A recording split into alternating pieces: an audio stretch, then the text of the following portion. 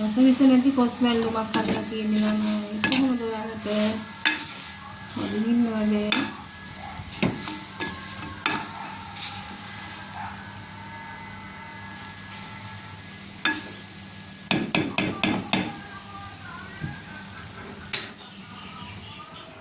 පොරොස් මැල්ලුමක් ළමයි හදන්නේ මෙන්න පොරොස් ටික කපලා මම තිප්පා. ලිප උඩින් ගින්දර දාලා තියලා තියෙන්නේ හොදලා කොස් මැල්ලුම් පොරොස් මැල්ලුම් නේ කොස් මැල්ලුම්. ලුණුයි පහකුඩු දාලා තැම්බෙන්නේ තිස්සනමයි.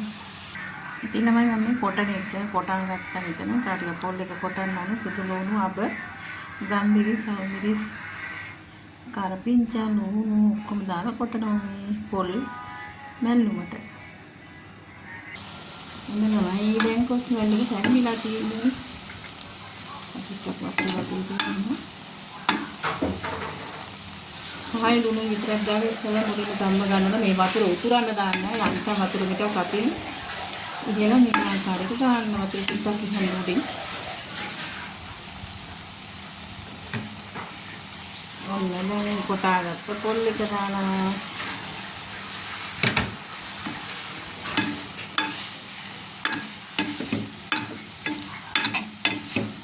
දැන් පොල් එක තැම්බෙනකන් අඩු ගින්දරේ තියෙනවා. ඔන්න ළමයි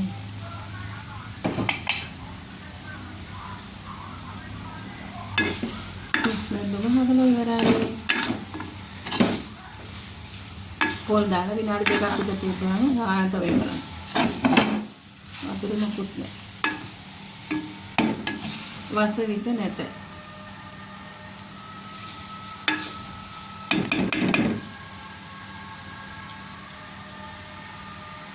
එන්නලමයි පොලොස් මැල්ලුමට කොස් මැල්ලුම පොලොස් මැල්ලුමයි කියවෙන්නේ. ඊට පස්සේ මූදු කුකුළු මාළු කරියක් ගහන්න යන්නේ මිරිසට.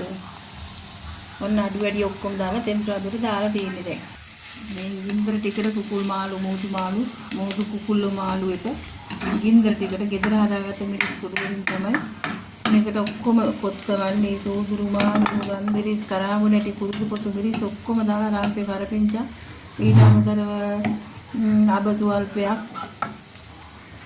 මුං ඇට දෙක තුනක් මිටක් සුදු හාල් මිටක් දාලා හරියට බදලා හොඳට හදාගත්ත මිරිස් කුඩු වලින් තමයි මේ මාළු මිරිස් කුඩු එක හදලා දෙන්නේ. ඒක තමයි විහුතු කුළු මාළු එක හදන්නේ. ඔන්න දැන් මේක ටෙම්පරාදුරට දාන්න යන්නේ.